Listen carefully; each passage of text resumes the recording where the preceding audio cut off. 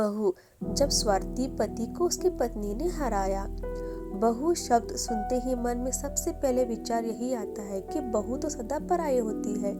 लेकिन मेरी सपना भाभी से मिलकर हर व्यक्ति यही कहता है कि बहू हो तो ऐसी। सपना भाभी ने केवल बहू का बल्कि बेटे का भी फर्ज निभाया। 15 साल पहले जब उन्होंने दीपक भाई के साथ फेरे लेकर यह विदा किया था कि वो उनके परिवार का ध्यान रखेगी, वो उनको खुश दुख में उनका साथ देगी, तब से वह वचन उन्होंने निभाया। जब बाबूजी दीपक भैया के लिए सपना भाभी को पसंद करके आए थे, तब बाबूजी ने कहा था, बड़े शहर की लड़की है भैया जी, बातें तो बड़ी बड़ी करेगी, हमारे छोटे शहर में नहीं रह पाएगी।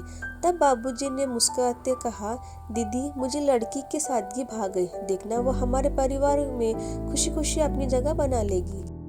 बाबूजी की यही बात सच साबित हुई और सपना भाभी कब हमारे परिवार का हिस्सा बन गई पता ही नहीं चला।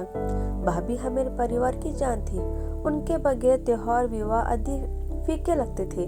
भैया काम में व्यस्त रहते थे, इसलिए घर के काम के साथ साथ घर के बाहर के काम जैसे बिजली का बिल जमा करना, बाबूजी की दवाई आदि लाना सब भाभी ही किया करती थी। माँ के देहांत के बाद उन्होंने मुझे कभी माँ की महसूस नहीं होने दी। इसी बीच प्रतीक के जन्म ने घर में खुशियों का माहौल बना दिया। सारा दिन बाबूजी उसी के साथ खेलदा करते थे।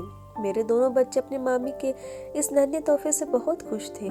वे स्कूल से आते ही प्रतीक से मिलने की जिद करते थे। मैं जब भी अपने पति साहिल के साथ अपने मायके जाती तो भाभी ना दिन तकती न रात भर सेवा में लग जाती। इतना लाड़ तो माँ भी नहीं करती थी।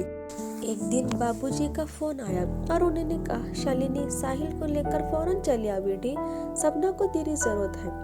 मैंने तुरंत साहिल के दुकान से बुलाया और हम दोनों घर के लिए निकल पड़े।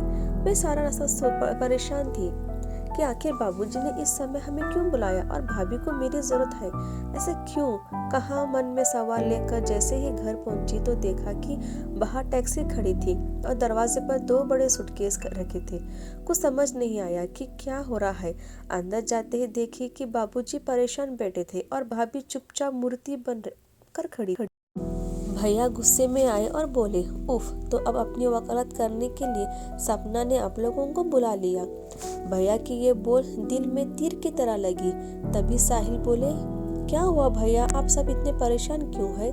इतना सुनते भाभी फुट फुट कर रोने लगी। भैया ने गुस्से में कहा, कुछ नहीं साहिल, मैंने अपने जीवन में एक महत्वपूर्ण फैसला लिया है जिससे बाबूजी सहमत नहीं है। मैं विदेश जाना चाहता हूँ, वहाँ बहुत अच्छी नौकरी मिल रही है, रहने को मकान व गाड़ी भी। यह तो बहुत अच्छी बात है भैया, साहिल ने कहा। साहिल कुछ और कह पाता, तभी भैया बोले, मेरी बात अभी पूरी नहीं हुई साहिल। मैं अब अपने जीवन अपनी पसंद से जीना चाहता हूँ, अपनी पसंद के जीवन साथी के साथ। यह सुनते ही मैं और साहिल हैरान से भैया को देखने लगे। भैया ऐसा सोच भी कैसे सकते थे? भैया अपने दफ्तर में काम करने वाली नीला से के साथ घर बनाना चाहते थे। सपना मेरी पसंद का भी थी ही नहीं। बाबूजी के डर के कारण मुझे यह विवाह करना पड़ा, परंतु कब तक मैं इनकी खुशी के लिए अपनी इच्छाएं दबाता रहूंगा। मैं बाबूजी के पैरों पर गिर कर रोती हुई बोली, बाबूजी आप भैया से कुछ कहते क्यों नहीं? इनसे कहिए ऐसा ना करे, रोकिए इन्हें बाबूजी, रोक लीजिए। चारों ओर सन्नाटा छा गया। काफी सोचकर बाबूजी ने भैया से कहा, दीपक, यह अच्छी बात है कि तुम जीवन में सफलता प्राप्त कर रहे हो, पर अपनी सफलता में तुम अपनी जो शामिल नहीं कर रहे हो यह गलत है। मत भूलो कि तुम आज जहाँ हो वहाँ पहुँचाने में सपना ने तुम्हारी भरपूर साथ दिया। उसके प्यार और विश्वास का यह इनाम मत दो उसको, वह मर जाएगी। कहते हुए बाबूजी की आंखों में आंसू आ गए। भैया का जवाब तब भी वही था और वो हम सबको छोड़कर अपने अलग दुनिया बसाने चले गए। बाबूजी सदा यही कहते थे कि वक्त और दुनिया किसी के लिए नहीं रुकती। इस बात का आभास भैया के जाने के बाद हुआ।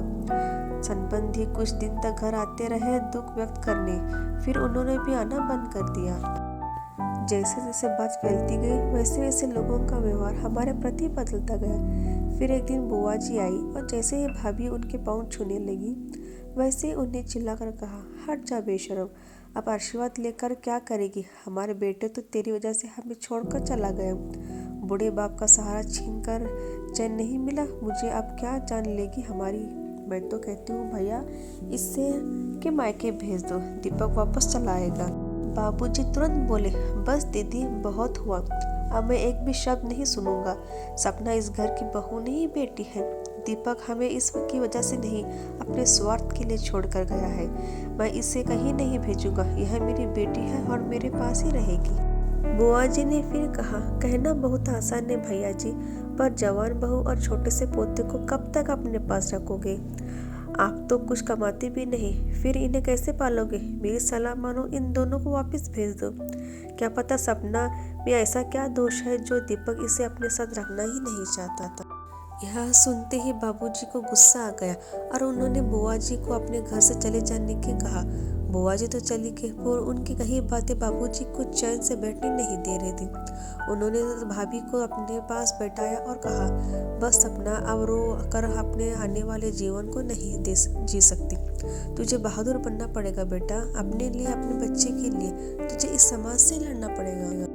तेरी कोई गलती नहीं है, दीपक के हिस्से तेरे जैसे सुशील लड़की का प्यार नहीं है। तू चिंता न कर बेटा, मैं हूं ना तेरे साथ और हमेशा रहूंगा।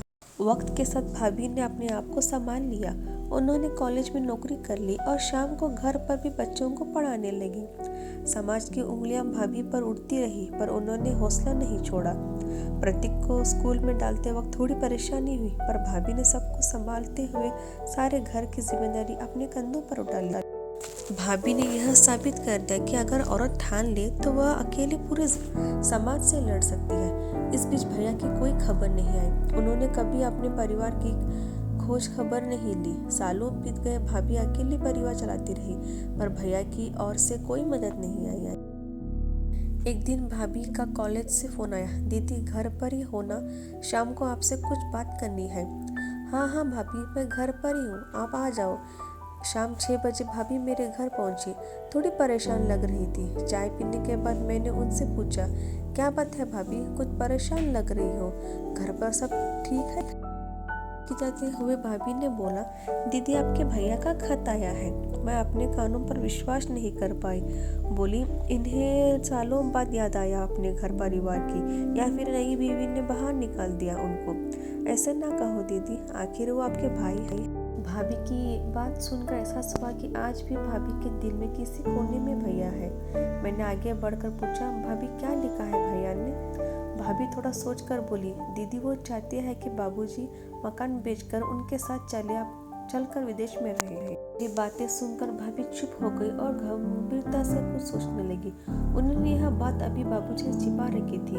हमें समझ नहीं आ रहा था कि आप क्या करें। तभी साहिल आ गए और हमें परेशान देखकर सारी बात पूछी। बात सुनकर साहिल ने भाभी से कहा, भाभी आपको यह बात बाबूजी को बता देनी चाहिए। दीपक भैया के इरादे कुछ ठीक नहीं लग रहे हैं। कहा, बाबूजी मकान बेच दे। बाबूजी ऐसा कभी नहीं कर सकते, और अगर ऐसा करना भी चाहेंगे तो मैं उन्हें कभी ऐसा करने नहीं दूंगी।